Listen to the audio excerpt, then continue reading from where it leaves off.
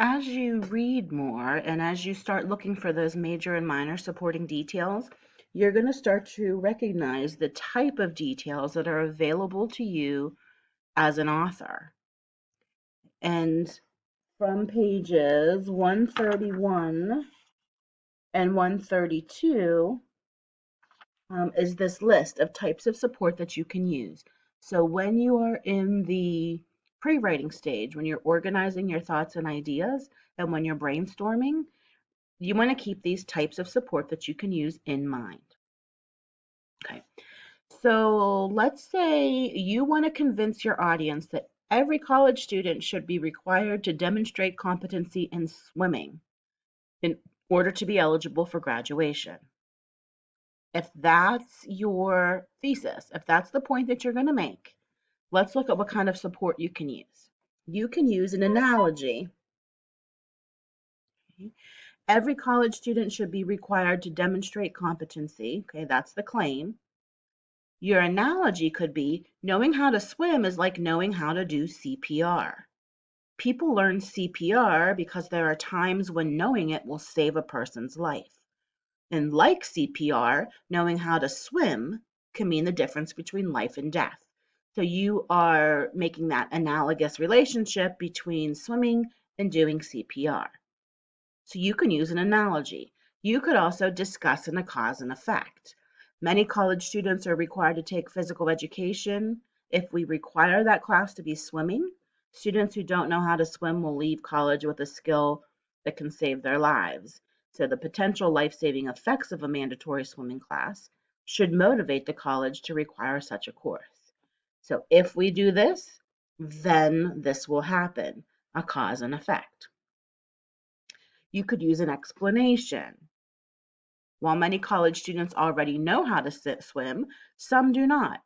Knowing how to swim is a skill that is easily acquired and has potential payoff in personal safety. A mandatory college course in swimming would be one of the most beneficial physical education courses a college should require of students. So that's an explanation of why you picked what you picked as your claim. You can use facts. You just have to make sure when you use facts that you cite your sources. According to the Centers for Disease Control, drowning is the third leading cause of death from unintentional injury worldwide. Colleges can help make drowning deaths decrease by requiring all students to demonstrate competency in swimming as a graduation requirement. So that's a fact from a verified place. You could use something hypothetical.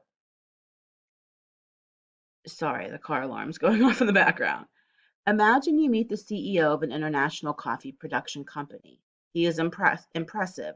He speaks 4 foreign languages. He runs 5 miles a day, 7-figure salary, kind of business leader that people admire.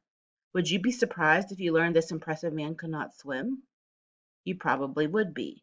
We think of swimming as a basic life skill, and we are right to do so. Colleges should prepare all of their graduates by making them pass a mandatory swimming competency test. So that's a hypothetical example. Now, you have to be careful with the use of third person here. You. Okay.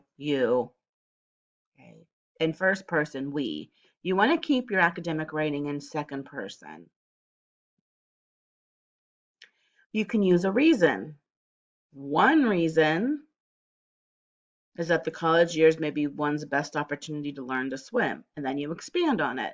Of course, anyone can take a swimming class at any time, but how many adults can manage to squeeze in the time to learn to swim while working full time and managing their families?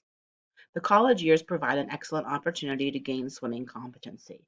So that's a reason with an explanation. You can use a testimony. These are a little trickier and they only fit in with certain kinds of writing. Okay? But you could share a testimony of somebody. Lacey Gardiner, kindergarten teacher, says that the mandatory swimming requirement at her college saved her life. I never learned to swim. My parents didn't know how to swim, so they didn't teach me. And I think they were scared for me to take lessons. So when I had to learn to swim in college, I was petrified. I made it though, and I'm so glad I did. Last year, I was in a boating accident and had to stay afloat for 3 hours while we waited for help. If I hadn't learned to swim, I wouldn't be here today. Powerful testimony, right? You can also use statistics and quotes. You could compare and contrast, stories, descriptions, summaries, observations, steps or stages or phases, sources. And if you're putting together a visual representation that's not necessarily in essay form, you could use visual aids like photos, charts, graphics, infographics. So there's lots of different ways that you can support your claim as an author. You can support your thesis statement. They don't just have to be one reason, another reason, a third reason. It gets boring to write and boring to read. So if you were trying to convince an audience that getting a yearly physical exam is worth the time and money, what of these supports would you use? Think of it the other way. If someone was telling you to spend your money and time to get a physical exam, what would you find convincing? You want to put yourself in your reader's shoes when you're writing and when you're in the planning stages. Think about what's the best type of support for what you're trying to accomplish and what would persuade you or convince you that your claim is correct. And as you move more into college writing, keep these types of support in your back pocket because they are essential to convey your message to your audience.